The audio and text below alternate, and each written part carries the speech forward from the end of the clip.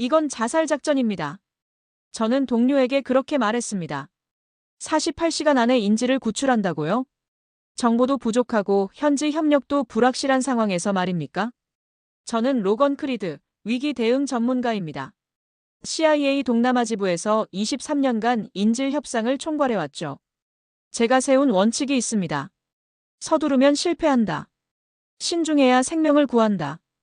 23년간 이 원칙을 지켰고 그래서 살아남았습니다. 아프간에서, 이라크에서, 시리아에서 수백 건의 작전을 지휘하며 배운 진리였습니다. 그런데 2024년 가을, 어떤 팀이 제 모든 원칙을 깼습니다. 빠르게 결정했습니다. 과감하게 진입했습니다. 그리고 믿을 수 없는 결과를 만들어냈습니다. 첫째 날 12명 구출. 둘째 날 18명 구출. 셋째 날 45명 구출. 총 75명. 사망자 제로. 저는 현장에서 지켜봤습니다. 제 23년 경력이 무너지는 순간을.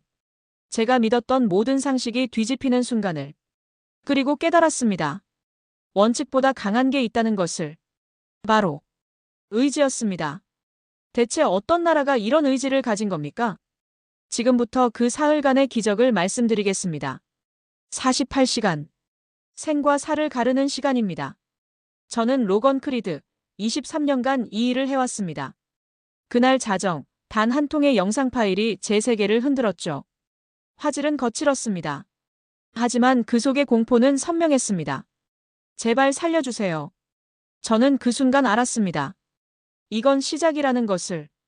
저는 전직 CIA 동남아 지부 작전국장입니다. 23년간 분쟁 지역에서 인질협상과 위기 대응을 총괄해왔죠. 아프가니스탄, 이라크, 시리아, 리비아. 납치, 배신, 침묵 속의 거래들. 숫자로 환산된 절망들을 분석하는 게 제 일이었습니다. 사람들은 저를 아이언 핸드라고 불렀습니다.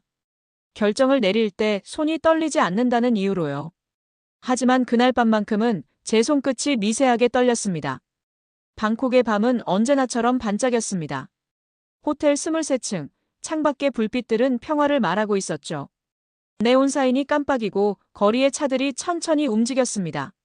하지만 제 노트북 화면은 달랐습니다. 23초짜리 영상. 어두운 방, 쇠창살, 그리고 떨리는 목소리. 저는 한국인입니다. 제발 살려주세요. 분석가의 본능이 작동했습니다. 저는 영상을 5번 반복해서 봤습니다. 카메라 각도를 분석했습니다. 배경의 발소리를 세어봤습니다. 규칙적인 간격, 다수의 방, 조직적인 동선.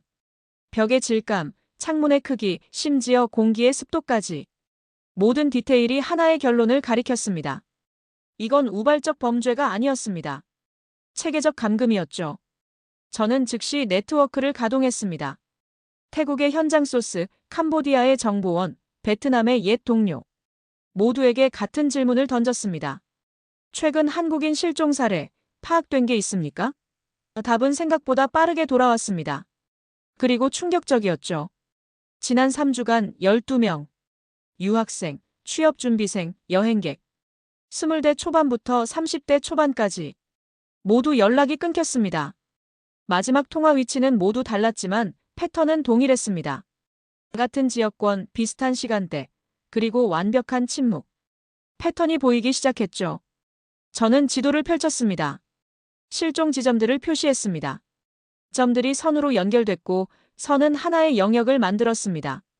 메콩강 유역, 국경지대, 그리고 법의 사각지대. 저는 오래전부터 알고 있었습니다. 침묵은 위험 신호라는 것을. 침묵 뒤엔 준비된 손, 준비된 계획, 그리고 준비된 잔혹함이 숨어 있다는 것을. 그리고 이 침묵은 너무 조직적이었습니다. 화면 속 영상을 다시 재생했습니다. 떨리는 손, 공포에 질린 눈동자. 그 눈빛 속에서 저는 카운트다운을 봤습니다. 48시간. 어쩌면 그보다 짧을 수도 있었죠. 인질 상황에서 첫 48시간은 골든타임입니다. 그 시간이 지나면 협상은 불가능해지고 최악의 시나리오가 현실이 됩니다. 저는 커피를 한 모금 마셨습니다. 쓴맛이 입안을 채웠습니다. 식어버린 커피였지만 마시지 않을 수 없었죠. 그리고 생각했습니다. 이 사건은 단순하지 않다는 것을. 이건 동남아 전역으로 확산될 수 있는 체계적 범죄 네트워크의 신호라는 것을 제 머릿속에서 과거의 사례들이 스쳐 지나갔습니다. 이라크에서의 인질 사건, 리비아의 납치극, 소말리아의 해적들. 공통점은 하나였습니다. 초기 대응이 늦어지면 상황은 통제 불능이 된다는 것이죠. 국제기구의 대응은 느립니다. 현지 정부의 반응은 미온적이죠. 외교적 절차는 복잡하고 시간은 생명보다 느리게 흐릅니다. 저는 그걸 너무나 잘 알고 있었습니다. 수없이 목격했으니까요. 하지만 저는 알고 있었습니다. 누군가는 움직여야 한다는 것을. 그리고 그 누군가가 움직이지 않으면 이 영상 속 목소리는 영원히 침묵할 거라는 것을. 새벽 공기는 차갑고 무거웠습니다. 방콕의 거리는 조용했지만 제 머릿속은 시끄러웠습니다. 시나리오를 그렸습니다. 최악의 경우, 최선의 대응, 그리고 필요한 시간. 변수들을 계산했습니다. 현지 경찰의 협조 가능성, 국제 공조의 속도, 범죄 조직의 대응 패턴. 모든 계산이 한 가지를 가리켰습니다. 48시간. 그 안에 움직이지 않으면 모든 게 끝난다는 것을. 저는 노트북을 닫았습니다. 그리고 창밖을 바라봤습니다. 동쪽 하늘이 서서히 밝아오고 있었죠. 새벽 4시 40분. 세상이 깨어나기 전 가장 고요한 시간이었습니다. 그 순간 제 휴대폰이 울렸습니다. 화면에 한 줄의 속보가 떠올랐습니다. 한국 정부 특수대응팀 긴급 파견 결정. 저는 숨을 멈췄습니다. 24시간도 채 지나지 않았는데 이미 결정이 내려진 겁니까? 이건 어떻게 된 일입니까? 손가락으로 화면을 눌렀습니다. 기사 내용이 펼쳐졌습니다. 외교부 차관 김재, 직접 현장 지휘. 경찰청 국제범죄수사본부장 박성주 동행. 국정원 특수요원 긴급 파견. 48시간 내 전원 구출 목표. 저는 그 문장들을 천천히 읽었습니다. 한 글자 한 글자. 23년의 경력이 말하고 있었습니다. 이건 외교 문구가 아니라는 것을. 이건 선언이라는 것을. 작전의 선언. 의지의 선언. 그리고 국가의 선언이었습니다. 저는 커피잔을 내려놓았습니다. 손끝에 떨림이 멈췄습니다. 심장이 규칙적으로 뛰기 시작했습니다. 이제 저는 관찰자가 아니었습니다. 증인이 될 준비를 해야 했죠. 세상이 조용히 움직이기 시작했습니다. 그리고 저는 알았습니다. 이 48시간이 많은 것을 바꿀 거라는 것을. 어쩌면 제 모든 통계와 경험을 뒤집을 수도 있다는 것을. 새벽 6시 방콕 수완나품 공항. 저는 도착 게이트 앞에 서 있었습니다. 커피를 손에 든 채 사람들의 흐름을 지켜보고 있었죠. 일반 여행객들, 비즈니스맨들, 그리고 그들. 한국 특수대응팀이었습니다. 군복도 없었고 전투복도 아니었습니다. 평범한 정장 차림이었죠. 하지만 저는 알 수 있었습니다. 걸음걸이가 달랐으니까요. 목적이 있는 사람의 걸음, 훈련된 사람의 자세, 그리고 결의가 서린 눈빛. 맨 앞에 선 남자가 김재 차관이었습니다. 50대 초반, 단정한 회색 정장. 표정은 평온했지만 눈빛은 날카로웠습니다. 그 뒤로 박성주 본부장이 따랐습니다. 건장한 체격, 침착한 걸음. 그리고 그 뒤로 국정원 요원들이 조용히 움직였습니다. 저는 그들을 세어봤습니다. 12명. 적지도 많지도 않은 숫자였습니다. 하지만 저는 알고 있었죠. 숫자가 중요한 게 아니라는 것을. 의지가 중요하다는 것을. 그들은 말이 없었습니다. 공항 로비를 가로지르며 단 한마디도 하지 않았죠. 필요한 것은 말이 아니었습니다. 실행이었으니까요. 저는 그들을 따라 이동했습니다. 멀찍이 떨어져서 관찰자의 위치를 유지하면서요. 그들은 공항 밖으로 나갔고 대기하던 차량에 탑승했습니다. 검은색 승합차 3대. 번호판도 장식도 없는 차량들이었습니다. 1시간 뒤 한국 대사관. 저는 대사관 건너편 카페에 앉아 있었습니다. 창가 자리에서 대사관 정문이 보이는 위치였죠. 그곳에서 저는 목격했습니다. 코리안 데스크의 설치를. 대사관 2층 회의실에 불이 켜졌습니다. 사람들이 분주하게 움직였죠. 서류가 쌓이고 전화기가 울리고 컴퓨터 화면이 켜졌습니다. 24시간 비상체계가 가동된 겁니다. 의료팀, 법률팀, 통신팀. 모든 게 동시에 작동하기 시작했습니다. 통상이라면 며칠은 걸릴 준비 과정이 단 몇 시간 만에 완료됐죠. 저는 노트에 한 줄을 적었습니다. 국가는 행동으로 말한다. 그 문장이 제 펜 끝에서 천천히 흘러나왔을 때 저는 느꼈습니다. 이건 단순한 구조작전이 아니라는 것을. 이건 의지의 표현이라는 것을. 오후 2시 캄보디아 경찰청. 한국팀과 현지 당국의 첫 회동이 시작됐습니다. 저는 제 정보원을 통해 그 내용을 전달받았습니다. 회의는 3시간 진행됐습니다. 김제 차관이 직접 발언했다고 했습니다. 우리는 협력을 요청합니다. 하지만 우리 국민을 구출하는 것은 포기하지 않을 것입니다. 단호한 문장이었습니다. 외교적 수사가 아니었죠. 선언이었습니다. 캄보디아 경찰 측은 처음엔 주저했다고 합니다. 주권 문제, 관할 문제, 절차 문제. 예상 가능한 반응들이었죠.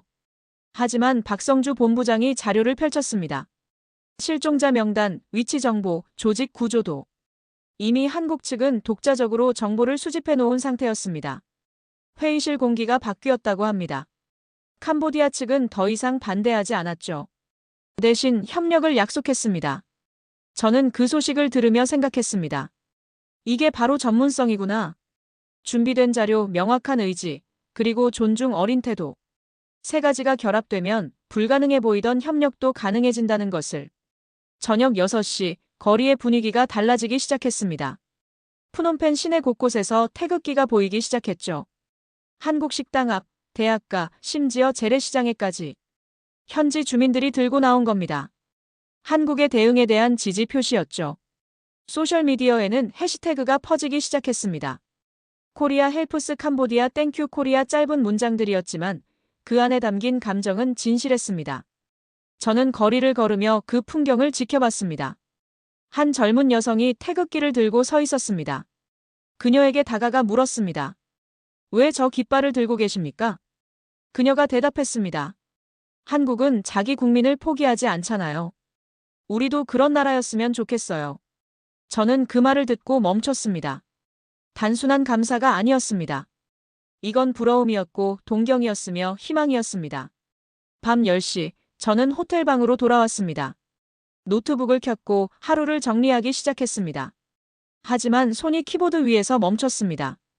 저는 23년간 수많은 구조작전을 봐왔습니다. 미국의 작전, 영국의 작전, 프랑스의 작전. 대부분은 성공했고 일부는 실패했죠. 하지만 이번은 달랐습니다. 속도가 달랐고 태도가 달랐으며 무엇보다 반응이 달랐습니다. 현지 주민들이 외국의 구조작전에 태극기를 들고 나온 적이 있었습니까? 협력을 거부하던 정부가 단 3시간 만에 마음을 바꾼 적이 있었습니까? 저는 노트에 새로운 문장을 적었습니다. 행동은 신뢰를 낳고 신뢰는 영향력을 만든다. 그리고 그 아래 질문을 하나 더 적었습니다. 한국은 어떻게 이걸 해내고 있는 겁니까? 창밖으로 푸놈펜의 야경이 펼쳐져 있었습니다. 불빛들이 반짝였고 거리는 조용했습니다. 하지만 저는 느낄 수 있었습니다. 무언가 큰일이 시작되고 있다는 것을. 휴대폰이 울렸습니다. 정보원의 메시지였습니다. 첫 번째 작전, 내일 새벽 예정. 목표 지점 확보 완료. 저는 메시지를 읽고 화면을 껐습니다. 심장이 빨라지기 시작했습니다. 분석가로서가 아니라 인간으로서의 긴장이었습니다. 48시간. 그 시간이 이제 절반도 남지 않았습니다. 그리고 저는 알고 있었습니다. 다음 새벽이 모든 것을 결정할 거라는 것을. 커튼을 내렸습니다. 불을 껐습니다. 하지만 잠들 수 없었습니다. 머릿속에서 시나리오들이 계속 돌아갔으니까요. 그날 밤 푸놈펜은 잠들었지만 한국팀은 잠들지 않았습니다. 그들은 준비하고 있었죠. 그리고 저는 기다리고 있었습니다. 역사가 쓰이는 순간을 목격하기 위해. 새벽 3시 20분. 시계의 초침은 잔인했습니다. 한 칸, 또 한 칸. 저는 숨을 죽이고 화면을 응시했습니다. 정보원이 보내온 실시간 위치 정보였습니다. 푸놈펜 외곽, 폐공장지대. 그곳에 한국팀이 움직이고 있었죠. 저는 그곳에 직접 갈 수 없었습니다. 작전의 기밀성 때문이었죠. 하지만 저는 네트워크를 통해 단편적인 정보들을 받고 있었습니다. 그 조각들을 맞춰가며 상황을 재구성하고 있었습니다. 3시 45분. 첫 번째 신호가 왔습니다. 목표 지점 도착. 외곽 경계 확보. 저는 손으로 이마를 짚었습니다. 분석가의 본능이 작동했습니다. 외곽 경계 확보, 그건 조용한 접근을 의미했죠. 총성 없는 진입을 준비하고 있다는 뜻이었습니다. 4시 10분. 두 번째 신호. 내부 진입 개시. 저항 없음. 저항 없음. 그 두 단어가 무엇을 의미하는지 저는 알고 있었습니다. 완벽한 기습이었다는 것을. 범죄자들이 대응할 시간조차 없었다는 것을. 4시 32분. 세 번째 신호. 인질 12명 확보. 전원 생존. 부상 없음. 저는 숨을 내쉬었습니다. 모니터 앞에 앉아 긴 한숨을 내쉬었죠. 12명. 전원 생존. 부상 없음. 23년간 이 일을 해왔지만 이런 완벽한 결과는 드물었습니다. 인질 구조 작전에서 가장 어려운 것은 인질의 안전입니다. 총격전이 벌어지면 인질이 다칠 확률이 급격히 올라가죠. 그래서 대부분의 작전은 협상으로 시작합니다. 하지만 한국 팀은 달랐습니다. 협상을 선택하지 않았죠. 대신 정보 우위를 선택했습니다. 완벽한 정보, 완벽한 타이밍, 그리고 완벽한 실행. 4시 50분. 네 번째 신호. 현장 철수 완료. 인질 전원 의료 검진 중. 저는 노트에 시간을 적었습니다. 3시 20분부터 4시 50분까지. 정확히 1시간 30분. 그 짧은 시간 동안 12명의 생명이 구출된 겁니다. 창밖이 서서히 밝아오고 있었습니다. 푸놈펜의 아침이 시작되고 있었죠. 하지만 도시는 아직 잠들어 있었습니다. 무슨 일이 벌어졌는지 아무도 모르는 상태였습니다. 6시 정각. 첫 번째 뉴스 속보가 떴습니다. 한국인 12명, 푸놈펜에서 무사구조. 그리고 30분 뒤 기자회견이 열렸습니다. 한국 대사관 앞이었죠. 저는 서둘러 옷을 입고 대사관으로 향했습니다. 이미 수십 명의 기자들이 모여 있었습니다. 한국 기자뿐만 아니라 현지 언론, 국제 언론까지. 김재 차관이 단상에 올랐습니다. 표정은 여전히 침착했습니다. 하지만 눈가에 미세한 피로가 보였죠. 밤새 잠을 자지 않은 게 분명했습니다. 그가 말했습니다. 오늘 새벽 우리 국민 12명을 무사히 구조했습니다. 캄보디아 당국의 적극적인 협력에 감사드립니다. 우리는 앞으로도 우리 국민의 안전을 위해 최선을 다할 것입니다. 짧은 발언이었습니다. 화려한 수사도 과장된 표현도 없었죠. 단지 사실만을 말했습니다. 하지만 그 짧은 발언이 더 강력했습니다. 말이 아니라 결과로 증명했으니까요. 기자들의 질문이 쏟아졌습니다. 어떻게 이렇게 빠르게 구조할 수 있었습니까? 다른 국가의 인질은 없었습니까? 추가 작전 계획이 있습니까? 김재 차관은 대부분의 질문에 작전상 보안이라고 답했습니다. 하지만 마지막 질문에는 명확히 답했습니다. 우리는 모든 가능성을 열어두고 있습니다. 우리 국민이 위험에 처해 있다면 우리는 움직일 것입니다. 저는 그 문장을 노트에 적었습니다. 그리고 그 옆에 메모를 추가했습니다. 이건 경고다. 범죄자들에게 보내는. 기자회견이 끝나고 저는 거리로 나왔습니다. 아침 햇살이 따뜻했습니다. 사람들이 출근길에 나서고 있었죠. 그런데 거리 분위기가 어제와 달랐습니다. 곳곳에서 사람들이 모여 이야기하고 있었습니다. 손에는 스마트폰을 들고 뉴스를 보고 있었죠. 한 노점상 주인이 라디오를 크게 틀어놓았습니다. 현지 방송이었는데 한국의 구조작전을 보도하고 있었습니다. 1시간 30분 만에 단 한 발의 총성도 없이. 저는 그 방송을 들으며 걸었습니다. 그리고 목격했습니다. 사람들의 표정을. 놀라움, 감탄, 그리고 부러움. 한 젊은 남성이 친구에게 말했습니다. 저게 진짜 정부지. 국민을 저렇게 빨리 구하다니. 저는 그 말을 듣고 멈춰섰습니다. 이건 단순한 구조작전의 성공이 아니었습니다. 이건 신뢰의 구축이었습니다. 한 국가가 자국민을 대하는 방식이 다른 국가 국민들에게 감동을 주고 있었던 겁니다. 오전 10시, 저는 카페에 앉아 보고서를 정리하고 있었습니다. 그런데 옆 테이블에 대화가 들렸습니다. 2명의 캄보디아 대학생이었죠. 한국 정부는 정말 대단한 것 같아. 이틀도 안 돼서 구조했잖아. 우리 정부였으면 한 달은 걸렸을 거야. 저는 커피를 마시며 생각했습니다. 이게 바로 소프트 파워구나. 군사력도 경제력도 아닌 행동하는 원칙이 만드는 영향력. 오후 2시 새로운 정보가 들어왔습니다. 구조된 12명 중 1명이 인터뷰를 했다고 합니다. 포기하지 않을 거라고 믿었어요. 우리 정부를 믿었고 그 믿음이 맞았습니다. 저는 그 인터뷰 영상을 봤습니다. 20대 중반의 여성이었죠. 눈가에 눈물이 맺혀 있었지만 표정은 밝았습니다. 그 표정이 모든 것을 말해주고 있었습니다. 신뢰가 얼마나 강력한지를, 국가가 국민을 지킨다는 약속이 얼마나 중요한지를. 저녁 6시, 저는 호텔방에서 하루를 정리했습니다. 노트를 펼치고 오늘의 사건들을 시간순으로 나열했습니다. 새벽 3시 20분 작전 개시, 4시 50분 작전 완료, 6시 30분 기자회견, 그리고 오후 내내 이어진 현지 반응들. 저는 마지막 줄에 평가를 적었습니다. 완벽한 작전. 하지만 이건 시작일 뿐이다. 왜냐하면 저는 알고 있었으니까요. 첫 번째 성공이 두 번째 작전을 부를 거라는 것을. 그리고 한국팀은 멈추지 않을 거라는 것을. 창밖으로 푸놈펜의 저녁 하늘이 보였습니다. 노을이 아름다웠죠. 하지만 저는 알고 있었습니다. 아름다운 하늘 아래에서 또 다른 작전이 준비되고 있다는 것을. 휴대폰이 울렸습니다. 정보원의 메시지였습니다. 두 번째 목표 지점 포착. 인질 추정 18명. 저는 메시지를 읽고 한숨을 쉬었습니다. 끝나지 않았구나. 아니, 이제 시작이구나. 48시간이 지났습니다. 골든타임은 끝났지만 한국팀은 멈추지 않았습니다. 저는 한국 대사관 건너편 카페에 앉아 있었습니다. 오전 9시 대사관 정문 앞에 검은색 차량 4대가 멈춰 섰습니다. 캄보디아 경찰청 차량들이었죠. 경찰 간부 5명이 내렸습니다. 그들의 표정은 굳어 있었습니다. 저는 쌍안경으로 그 장면을 지켜봤습니다. 뭔가 잘못됐습니다. 분위기가 어제와 달랐죠. 정보원이 쓴웃음을 지었습니다. 현장 경찰들도 봤습니다. 한국팀의 작전을. 그들도 배우고 싶어 합니다. 그리고 솔직히 범죄 조직을 소탕하는 건 그들에게도 이익이죠. 저는 이해했습니다. 위에서는 정치가, 아래에서는 현실이 작동하고 있었던 겁니다.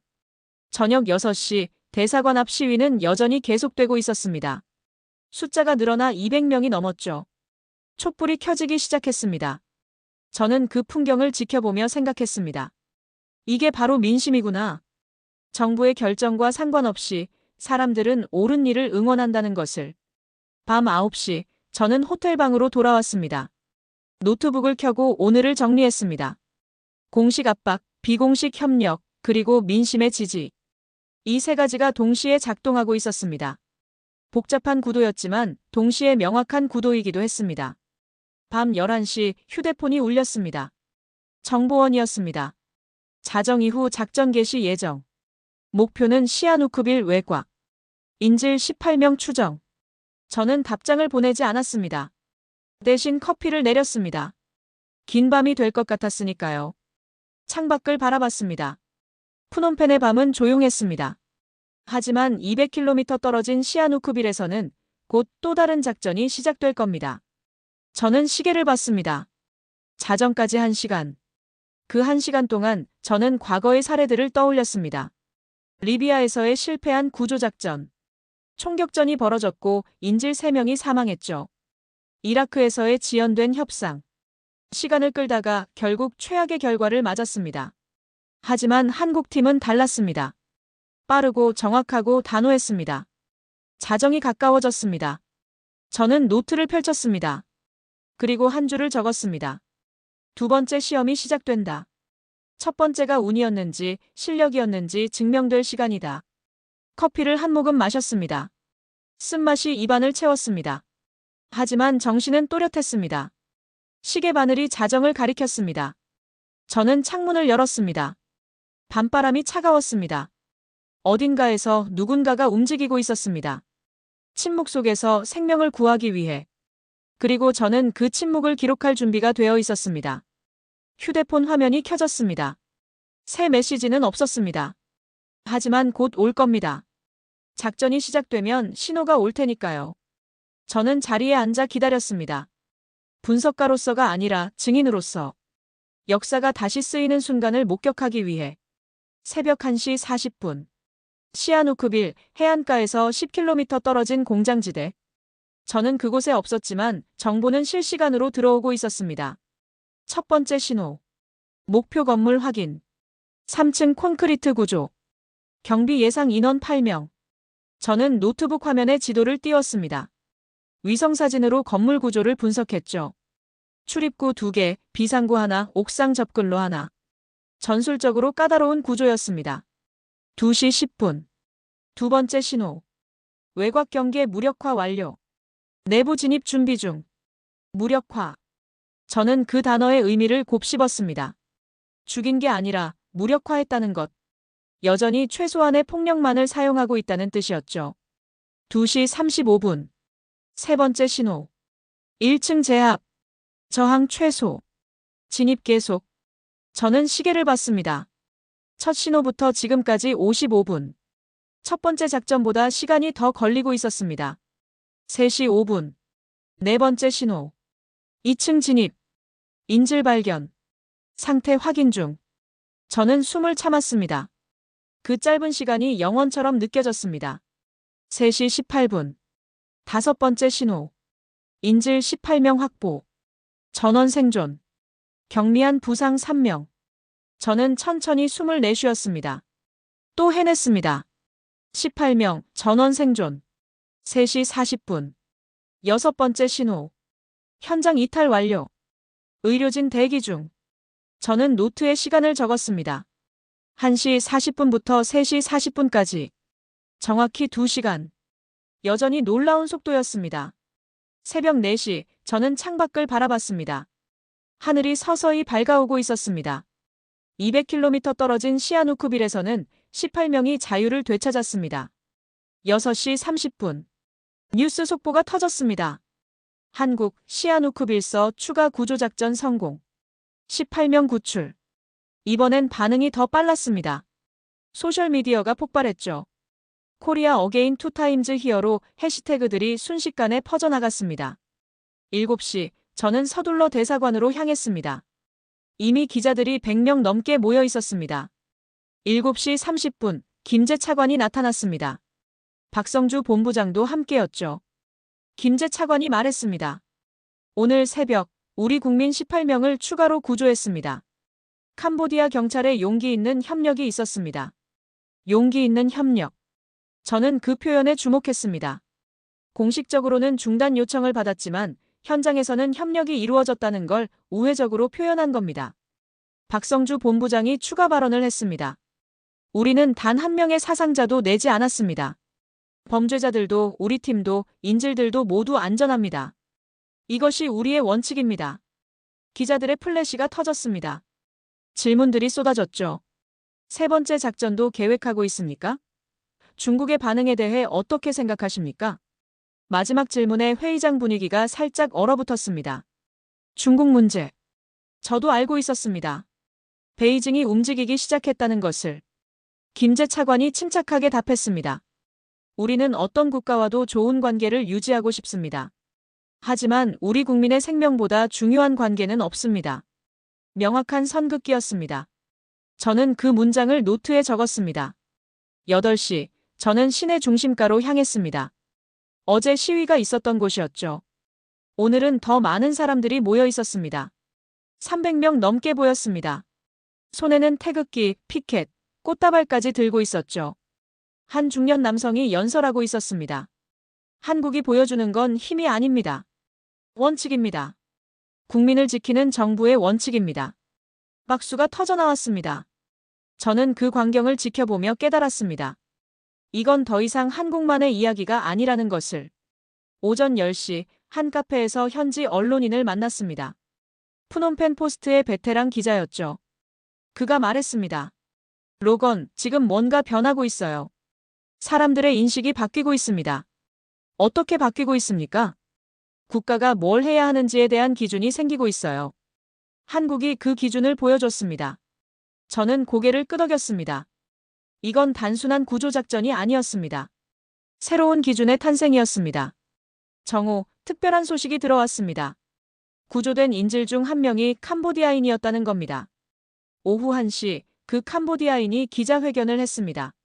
20대 후반의 남성이었죠. 저는 한국인이 아닙니다. 하지만 한국팀은 저를 포기하지 않았습니다. 저는 평생 이 은혜를 잊지 않을 겁니다. 그의 목소리가 떨렸습니다. 눈에는 눈물이 맺혀 있었죠. 저는 그 장면을 보며 전율했습니다. 이게 바로 진짜 힘이구나. 국적을 넘어선 인간에 대한 존중. 오후 3시 또 다른 뉴스가 떴습니다. 베트남, 라오스에서도 한국 교민 보호 강화 요청이 들어왔다고 합니다. 동남아 전역이 주목하고 있었던 겁니다. 오후 5시 저는 정보원을 다시 만났습니다. 세 번째 목표가 있습니까? 그가 고개를 끄덕였습니다. 있습니다. 하지만 이번엔 다릅니다. 규모가 더 큽니다. 그리고 중국이 움직이고 있습니다. 저는 눈을 감았습니다. 예상했던 일이었습니다. 한국의 성공이 너무 컸고 그게 지역 질서에 균열을 만들고 있었던 겁니다. 저녁 6시 저는 호텔방으로 돌아왔습니다. 하루를 정리하기 시작했습니다. 두 번째 작전 성공. 총 30명 구조. 사상자 제로. 현지 반응 감탄에서 열광으로. 새로운 변수 중국의 개입 조짐. 저는 마지막 줄에 질문을 적었습니다. 한국은 계속 밀고 나갈 것인가? 창밖으로 푸놈펜의 저녁이 보였습니다. 거리에는 여전히 사람들이 모여 있었습니다. 촛불이 하나둘 켜지고 있었죠. 저는 그 불빛들을 바라보며 생각했습니다. 이 이야기는 아직 끝나지 않았다는 것을. 어쩌면 이제 진짜 시작인지도 모른다는 것을. 휴대폰이 울렸습니다. 정보원이었습니다. 내일 중요한 회의가 있습니다. 참석해야 할 것 같습니다. 저는 답장을 보냈습니다. 알겠습니다. 그리고 노트를 닫았습니다. 내일이 또 다른 전환점이 될 것 같았습니다. 오전 9시 캄보디아 외교부 청사. 저는 건물 맞은편 카페에 자리를 잡았습니다. 정보원이 말했던 중요한 회의가 열리는 곳이었죠. 검은색 세단 5대가 도착했습니다. 중국 대사관 차량들이었습니다. 저는 쌍안경으로 지켜봤습니다. 중국 측 인사 7명이 내렸습니다. 정장 차림, 무표정한 얼굴. 그들의 움직임은 무거웠습니다. 마치 압력 그 자체를 몸으로 표현하는 것 같았죠. 30분 뒤 한국 측도 도착했습니다. 김재 차관과 박성주 본부장. 그들의 표정은 평온했지만 저는 알 수 있었습니다. 긴장하고 있다는 것을. 회의는 3시간 동안 진행됐습니다. 저는 정보원을 통해 단편적인 내용을 전달받았습니다. 중국 측의 요구는 명확했습니다. 추가 작전 중단. 지역 안정이 우선이다.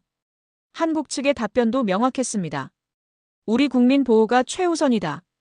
팽팽한 대치였습니다. 지역 패권국의 압박과 중견국의 원칙이 충돌하고 있었던 겁니다. 정오가 넘어서 회의가 끝났습니다. 양측 모두 무표정한 얼굴로 나왔습니다. 공동성명도 악수도 없었죠. 저는 즉시 정보원에게 연락했습니다. 결과가 어떻습니까? 합의 없음. 한국은 물러서지 않았습니다. 저는 한숨을 쉬었습니다. 이건 좋은 신호인지 나쁜 신호인지 판단하기 어려웠습니다. 오후 2시 또 다른 회의가 소집됐습니다. 이번엔 한국 대사관 내부였죠. 긴급 대책회의였습니다. 저는 대사관 주변을 서성이며 분위기를 살폈습니다. 출입하는 사람들의 표정이 심각했습니다. 뭔가 중대한 결정이 내려지고 있는 게 분명했죠. 오후 4시 회의가 끝났습니다. 김재 차관이 단독으로 밖으로 나왔습니다. 기자들이 없는 시간이었죠. 저는 조용히 다가갔습니다. 차관님, 잠깐 시간 괜찮으십니까? 그가 저를 봤습니다. 로건 크리드. 당신 소문은 들었습니다. 회의 결과가 궁금합니다. 그가 잠시 침묵했습니다. 그리고 천천히 입을 열었습니다. 우리는 계속 진행합니다. 압박이 있어도 위협이 있어도. 우리 국민이 아직 그곳에 있으니까요. 중국의 반응은 어떻게 대응하실 겁니까? 우리는 대화의 문을 열어두고 있습니다. 하지만 원칙은 양보하지 않습니다. 저는 그의 눈을 봤습니다. 피로가 가득했지만 흔들림은 없었습니다. 세 번째 작전을 진행하신다는 겁니까? 그가 고개를 끄덕였습니다. 내일 새벽입니다. 가장 큰 규모가 될 겁니다. 그리고 아마도 마지막이 될 겁니다. 저는 숨을 들이켰습니다. 위험하지 않습니까? 위험하죠. 하지만 포기하는 것보다는 덜 위험합니다. 그는 더 이상 말하지 않았습니다. 차에 올라타고 떠났죠. 저는 그 자리에 한동안 서 있었습니다. 그의 마지막 말이 머릿속을 맴돌았습니다. 포기하는 것보다는 덜 위험합니다. 오후 6시, 거리에는 다시 사람들이 모이기 시작했습니다. 소문이 퍼진 겁니다. 중국에 압박이 있었다는 것, 그리고 한국이 굴하지 않았다는 것. 사람들의 손에는 더 많은 태극기가 들려 있었습니다. 한국을 지지합니다. 계속하세요. 피켓의 문구들이었습니다. 한 노인이 저에게 다가왔습니다. 당신 외국인이죠? 네, 미국인입니다. 한국을 어떻게 생각하십니까? 저는 잠시 생각했습니다. 그리고 솔직하게 답했습니다. 존경합니다. 옳은 일을 하고 있으니까요. 노인이 고개를 끄덕였습니다. 우리도 그렇게 생각합니다. 우리 정부도 저랬으면 좋겠어요. 저는 그의 눈에서 희망을 봤습니다. 한 나라의 행동이 다른 나라 사람들에게 희망을 주고 있었던 겁니다. 저녁 8시 정보원이 연락해 왔습니다. 세 번째 목표 위치 확정. 푸놈펜 북부 외곽. 인질 추정 45명. 45명. 지금까지 중 가장 많은 숫자였습니다. 경비는 어떻습니까? 강화됐습니다. 소문이 퍼졌으니까요. 그들도 대비하고 있습니다. 저는 눈을 감았습니다. 이번엔 쉽지 않을 겁니다. 밤 10시, 저는 호텔방에서 오늘을 정리했습니다. 중국의 압박, 한국의 불굴, 현지의 지지. 세 가지가 동시에 작동하고 있었습니다. 복잡한 방정식이었죠. 저는 노트 끝에 한 줄을 적었습니다. 내일 새벽이 모든 것을 결정한다. 휴대폰을 확인했습니다. 자정까지 2시간. 그 후 몇 시간 뒤면 가장 큰 작전이 시작될 겁니다. 저는 커피를 내렸습니다.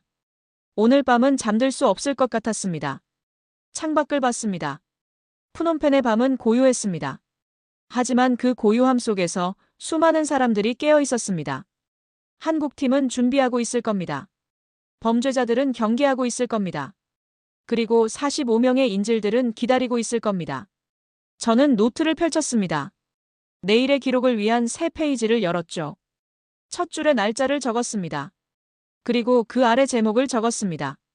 마지막 작전 마이너스 원칙의 증명. 시계를 봤습니다. 자정이 가까워지고 있었습니다. 곧 새로운 날이 시작될 겁니다. 그리고 그날이 모든 것을 바꿀 겁니다. 저는 창가에 서서 어둠을 바라봤습니다. 어딘가에서 역사가 쓰이고 있었습니다. 조용히, 그러나 확실하게. 그리고 저는 그 역사를 증언할 준비가 되어 있었습니다. 분석가로서가 아니라 인간으로서. 옳은 일을 하는 사람들을 기록하기 위해. 새벽 2시 30분. 푸놈펜 북부 외곽, 폐공장 단지. 저는 이번에도 현장에 없었습니다. 하지만 제 심장은 그곳과 함께 뛰고 있었습니다. 첫 번째 신호. 목표 지점 도착. 건물 규모 예상보다 큼. 5층 구조. 저는 숨을 들이켰습니다. 5층. 지금까지 중 가장 복잡한 구조였습니다. 2시 55분. 두 번째 신호. 외곽 경비 12명 확인. 무장 수준 높음. 무장 수준 높음. 저는 그 문장을 2번 읽었습니다. 이번엔 저항이 있을 수도 있다는 뜻이었습니다. 3시 10분. 세 번째 신호. 진입 개시. 1층 제압 완료. 경보 작동 없음. 저는 시계를 봤습니다. 지금까지는 순조로웠습니다. 하지만 문제는 이제부터였죠. 3시 35분. 네 번째 신호. 2층 진입. 저항 발생. 제압 중. 저항 발생. 저는 책상을 움켜쥐었습니다. 처음으로 저항이 발생한 겁니다. 3시 48분. 다섯 번째 신호. 2층 제압 완료. 아군 부상 1명. 경미함. 저는 천천히 숨을 내쉬었습니다. 부상자가 나왔습니다. 하지만 경미하다고 했습니다. 4시 2분. 여섯 번째 신호. 3층 진입. 인질 일부 발견. 20명 확보. 20명. 아직 절반도 안 됐습니다.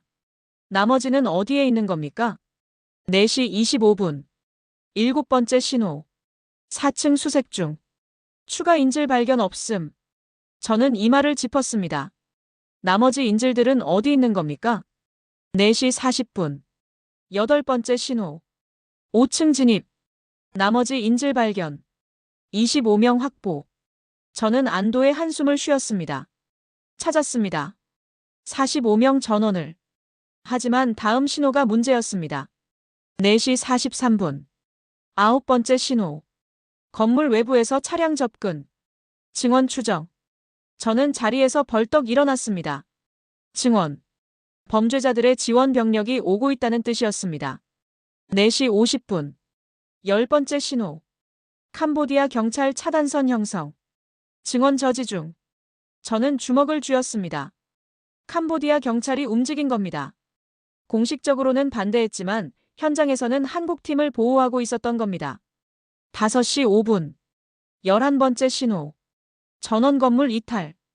인질 45명 전원 확보. 부상자 8명. 위중 없음. 저는 책상에 손을 짚고 고개를 숙였습니다. 해냈습니다. 45명 전원을. 5시 20분. 12번째 신호. 안전지대 도착. 의료진 처치 진행 중. 저는 노트에 시간을 적었습니다. 2시 30분부터 5시 20분까지. 2시간 50분. 가장 오래 걸렸지만 가장 많은 생명을 구했습니다. 새벽 6시, 저는 창밖을 바라봤습니다. 하늘이 밝아오고 있었습니다. 푸놈펜의 새벽은 아름다웠습니다. 7시 정각. 속보가 터졌습니다. 한국 세 번째 구조작전 성공. 45명 전원 구출. 그리고 부제목이 이어졌습니다. 총 75명 구조. 사흘간의 기적. 소셜미디어가 폭발했습니다. 코리아 미라클 75 라이브즈 언빌리버블. 해시태그들이 전 세계로 퍼져나갔습니다. 8시, 저는 대사관으로 향했습니다. 이번엔 기자가 200명이 넘었습니다. 한국 언론뿐만 아니라 미국, 유럽, 일본 언론까지. 8시 30분, 김재 차관이 나타났습니다. 이번엔 표정이 달랐습니다. 안도와 자부심이 섞여 있었죠. 사흘 동안 우리는 우리 국민 75명을 구출했습니다. 단 한 명의 사망자도 중상자도 없습니다. 이것이 가능했던 건 캄보디아 경찰의 헌신적 협력 덕분입니다. 박수가 터져나왔습니다. 기자들도 현지 관계자들도. 박성주 본부장이 추가 발언을 했습니다. 우리는 3가지 원칙을 지켰습니다. 생명 우선, 최소 폭력, 현지 협력. 이 원칙이 기적을 만들었습니다. 한 기자가 질문했습니다. 중국의 압박에도 불구하고 작전을 강행한 이유가 뭡니까? 김재 차관이 명확히 답했습니다. 우리 국민의 생명보다 중요한 것은 없습니다. 어떤 압박도 그 원칙을 바꿀 수 없습니다. 저는 그 문장을 노트에 적었습니다. 그리고 밑줄을 그었습니다. 9시, 거리는 축제 분위기였습니다. 1000명이 넘는 사람들이 모였습니다. 태극기가 거리를 뒤덮었죠. 한 젊은 여성이 마이크를 잡았습니다. 한국이 보여준 건 힘이 아닙니다. 용기입니다. 옳은 일을 하는 용기입니다. 우리도 그런 나라를 만들어야 합니다. 환호가 터졌습니다. 저는 그 광경을 지켜보며 깨달았습니다. 이건 더 이상 구조작전이 아니었습니다. 이건 변화의 시작이었습니다. 10시, 특별한 장면이 연출됐습니다. 구조된 75명이 한자리에 모였습니다. 대사관 앞 광장이었죠. 그들 중 한 명이 앞으로 나왔습니다. 30대 초반의 남성이었습니다. 저희는 포기하지 않았습니다. 우리 정부를 믿었고 그 믿음이 우리를 살렸습니다. 감사합니다. 그의 목소리가 떨렸습니다. 뒤에 선 사람들도 울고 있었습니다. 저는 그 장면을 보며 눈시울이 뜨거워졌습니다. 23년간 이 일을 해왔지만 이런 감동은 처음이었습니다. 정오, 국제 반응이 쏟아지기 시작했습니다. 유엔 사무총장 성명. 한국의 신속하고 인도적인 대응에 경의를 표합니다. 미국 국무부 논평. 동맹국 한국의 전문성과 헌신에 박수를 보냅니다. 심지어 중국도 조심스러운 논평을 냈습니다. 인도적 구조는 존중받아야 한다. 저는 그 논평들을 읽으며 웃었습니다. 압박하던 중국조차 인정할 수밖에 없었던 겁니다. 오후 2시, 저는 한적한 공원 벤치에 앉았습니다. 사흘간의 기록을 정리하기 시작했습니다. 첫째 날 12명 구조. 둘째 날 18명 구조. 셋째 날 45명 구조. 총 75명. 사망자 제로. 중상자 제로. 숫자는 냉정했지만 그 뒤의 이야기는 뜨거웠습니다. 저는 마지막 페이지를 열었습니다. 그리고 평가를 적기 시작했습니다. 한국은 증명했습니다. 작은 나라도 올바른 원칙으로 세상을 바꿀 수 있다는 것을. 힘이 아니라 용기로, 강압이 아니라 헌신으로. 저는 펜을 내려놓았습니다. 이제 끝났습니다. 모든 기록이 완성됐습니다. 오후 5시 석양이 아름다웠습니다. 저는 호텔 옥상에 올라가 푸놈펜을 내려다봤습니다. 거리 곳곳에서 여전히 태극기가 흔들리고 있었습니다. 축제는 밤까지 이어질 것 같았죠. 저는 휴대폰을 꺼냈습니다. 워싱턴 본부에 보고서를 보낼 시간이었습니다. 하지만 손이 멈췄습니다. 이건 단순한 보고서가 아니었습니다. 이건 역사의 기록이었습니다. 저는 제목을 다시 썼습니다. 한국의 기적 마이너스 원칙이 만든 승리. 그리고 전송 버튼을 눌렀습니다. 3주 뒤 워싱턴. 저는 국무부 브리핑룸에 서 있었습니다. 초청받은 자리였죠. 로건 크리드 전 국장, 캄보디아 사태에 대한 분석을 부탁드립니다. 저는 단상에 올랐습니다. 앞에는 50여 명의 고위 관료들이 앉아 있었습니다. 여러분, 저는 사흘 동안 역사를 목격했습니다. 저는 프레젠테이션을 시작했습니다. 화면에 숫자들이 떴습니다. 75명 구조. 사망자 제로. 작전 기간 사흘. 한 관료가 물었습니다. 어떻게 가능했습니까? 저는 명확히 답했습니다. 3가지 때문입니다. 신속한 결정, 완벽한 정보, 그리고 흔들리지 않는 원칙. 화면이 바뀌었습니다. 캄보디아 거리의 태극기 사진들이었습니다. 그런데 진짜 놀라운 건 이겁니다. 현지 주민들의 반응입니다. 저는 잠시 말을 멈췄습니다. 그리고 천천히 이어갔습니다. 한 나라의 행동이 다른 나라 국민들에게 희망을 줬습니다. 이게 진짜 소프트 파워입니다. 회의장이 조용해졌습니다. 저는 마지막 슬라이드를 띄웠습니다.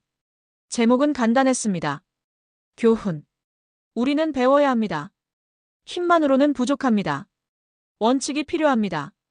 그리고 그 원칙을 실천할 용기가 필요합니다. 박수가 터져나왔습니다. 하지만 저는 박수를 받기 위해 온 게 아니었습니다. 회의가 끝난 뒤 한 고위 관료가 다가왔습니다. 로건, 솔직히 물어보겠네. 우리도 할 수 있었을까? 저는 잠시 생각했습니다. 그리고 정직하게 답했습니다. 모르겠습니다. 하지만 한국은 해냈습니다. 그게 중요합니다. 1주 뒤 유엔 본부 안전보장이사회 특별회의가 열렸습니다. 주제는 국제인질구조 협력 강화였습니다. 한국 대표가 발표했습니다. 김재 차관이었죠. 우리의 경험을 공유하고자 합니다. 생명 우선, 최소 폭력, 현지 협력. 이 세 원칙이 기적을 만들었습니다. 각국 대표들이 고개를 끄덕였습니다. 심지어 중국 대표도요. 회의 결과 새로운 결의안이 채택됐습니다. 신속 인질 구조 협력 프레임워크. 기본 원칙은 한국의 사례에서 가져왔습니다. 저는 방청석에서 그 장면을 지켜봤습니다. 사흘간의 작전이 국제 규범을 바꾸고 있었습니다. 한 달 뒤 푸놈펜. 저는 다시 그곳을 찾았습니다. 개인적인 방문이었죠. 거리는 평화로웠습니다. 하지만 곳곳에 변화가 보였습니다. 한국문화원 앞에 긴 줄이 서 있었습니다. 한국어 수강 신청이었죠. 한 대학생이 말했습니다. 한국처럼 되고 싶어요. 강하면서도 옳은 나라요. 저는 웃었습니다. 이게 바로 영향력이구나. 구조됐던 인질들도 만났습니다. 그들은 이제 자원봉사단체를 만들었다고 했습니다. 우리가 받은 도움을 갚고 싶어요. 다른 사람들을 돕고 싶습니다. 저는 그들의 눈에서 빛을 봤습니다. 생명을 구한다는 건 이런 겁니다. 단순히 살리는 게 아니라 희망을 심는 겁니다. 저녁 메콩 강변. 저는 혼자 앉아 노을을 바라봤습니다. 휴대폰을 꺼내 메모를 열었습니다. 마지막 기록을 남길 시간이었습니다. 나는 로건 크리드입니다. 23년간 이 일을 해왔습니다. 수많은 작전을 받고 실패도 성공도 목격했습니다. 손가락이 화면 위를 움직였습니다. 하지만 캄보디아에서 본 건 달랐습니다. 한 나라가 원칙으로 세상을 바꾸는 것을 봤습니다. 저는 잠시 멈췄습니다. 강물이 천천히 흘렀습니다. 한국은 완벽하지 않았습니다. 하지만 올바르게 행동했습니다. 그리고 그것으로 충분했습니다. 저는 마지막 문장을 적었습니다. 세상은 힘으로 움직이지 않습니다. 용기로 움직입니다. 옳은 일을 하는 용기로. 저장 버튼을 눌렀습니다. 이제 정말 끝났습니다. 하늘은 붉게 물들어 있었습니다. 새들이 강 위를 날았습니다. 평화로운 풍경이었습니다. 저는 일어섰습니다. 호텔로 돌아갈 시간이었죠. 하지만 발걸음을 멈추고 뒤를 돌아봤습니다. 강 건너편에 태극기가 보였습니다. 한국 식당 앞에 걸려 있었죠. 저는 그 깃발을 향해 경례했습니다. 분석가로서가 아니라 한 인간으로서. 감사합니다. 작은 목소리로 말했습니다. 바람이 그 말을 강물 위로 날려보냈습니다. 저는 돌아섰습니다. 그리고 걸었습니다. 사흘간의 기적이 끝났습니다. 하지만 그 영향은 이제 시작이었습니다. 세상 어딘가에서 누군가는 이 이야기를 기억할 겁니다. 그리고 용기를 얻을 겁니다. 옳은 일을 할 용기를. 저는 미소 지었습니다. 이게 제가 할 수 있는 마지막 기록이었습니다. 증언이자 헌사였습니다. 밤이 내렸습니다. 푸놈펜의 불빛들이 하나둘 켜졌습니다. 아름다운 밤이었습니다. 그리고 저는 알았습니다. 이 이야기는 끝나지 않을 거라는 것을. 어딘가에서 누군가에 의해 계속될 거라는 것을.